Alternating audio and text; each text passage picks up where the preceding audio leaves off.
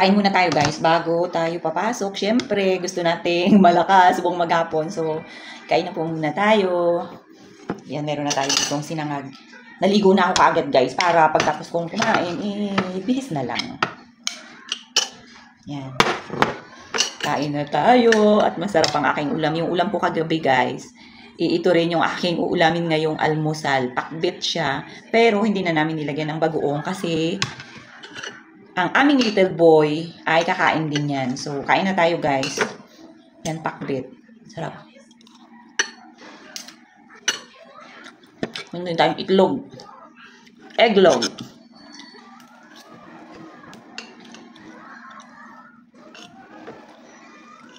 Kain na tayo. Bilis na oras. Totoo lang. 6, ano na siya? 15, 6:20.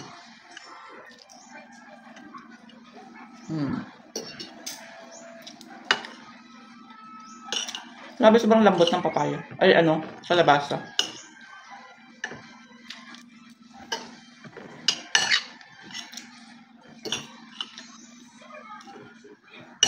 Sarap, like.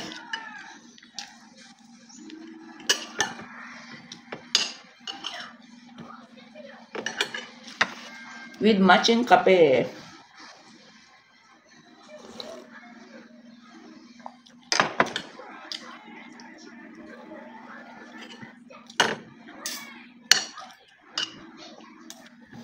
Yes guys, meron din kami ditong ampalaya. Ito sana yung ampalaya na to kagabi. Lalagyan namin dito sa pakbet. Kasi ito lang yung pakbet siguro na walang ampalaya. Kasi nga po, mapait di ba siya? So, para makakain yung bulingit namin dito, tinanggal ko po. At ito, nilagyan na lang ni nanay ng itlog. Para makain pa rin, di ba? Hindi pa rin siya sayang. Ayan. Kami nga lang ni nanay makakakain yan.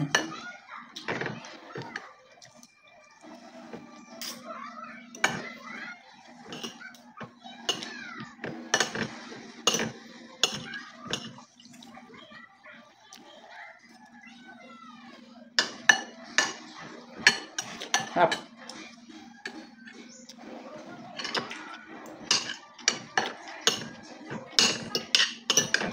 Malamig talaga yung panahon.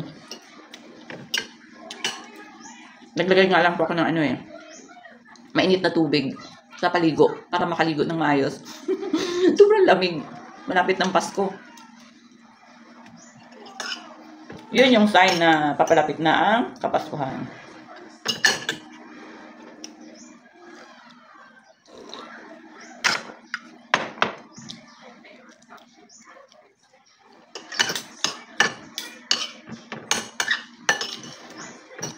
Na hindi pa kakain yan? Yan. Yayam.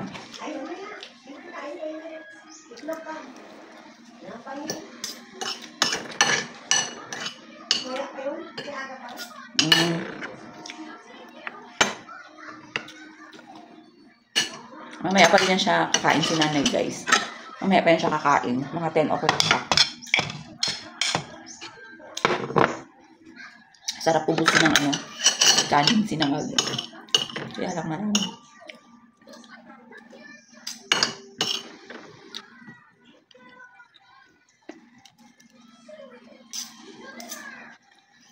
Puro gulay.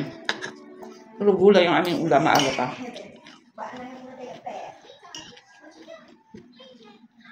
Dapat talaga, bata pa lang ating mga anak, naturuan natin kumain ng gulay.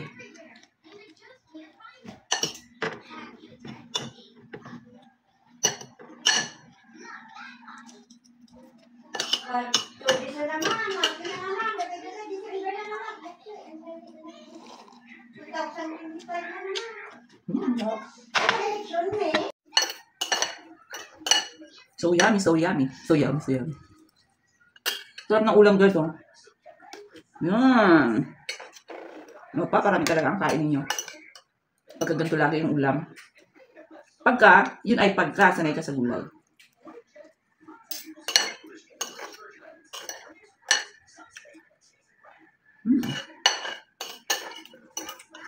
Busog na naman.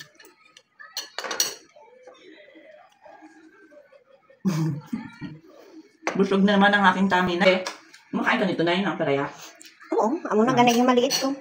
Okay. So, yun na. Tulong natin doon. Baka mahulog, maabot ng buling. And guys, tapos tayo kumain. Thank you very much for watching everyone, guys. Bye-bye. Papasok na naman tayo.